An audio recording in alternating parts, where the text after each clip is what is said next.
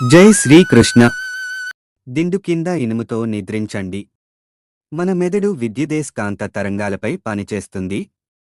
కాబట్టి మీ చుట్టూ ఉన్న గదిలో లేదా మీరు నిద్రిస్తున్న ప్రదేశంలో అసాధారణమైన అయస్కాంత క్షేత్రం ఉత్పన్నమైతే అది మన నియంత్రణలో లేని నిద్ర స్థితిలో మెదడు యొక్క పని సామర్థ్యాన్ని దెబ్బతీస్తుంది మరియు దయ్యాల కలలు సాకారం అవుతాయి.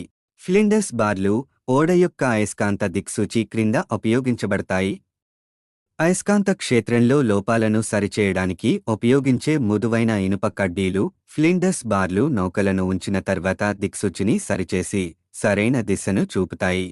ఇలా కొన్నాళ్లుగా ఈ మూఢనమ్మకం కొనసాగుతోంది. కానీ దిండు కింద ఐరన్ ఎందుకు పెట్టుకుంటారో ఎవరికీ తెలియదు. అవును, ప్రజలకు సమస్యకు పరిష్కారం ఉంది, కానీ దాని వెనుక ఉన్న ఖచ్చితమైన కారణం తెలియదు. దిండు కింద ఇనుప వస్తువును ఉంచి నిద్రించడం ద్వారా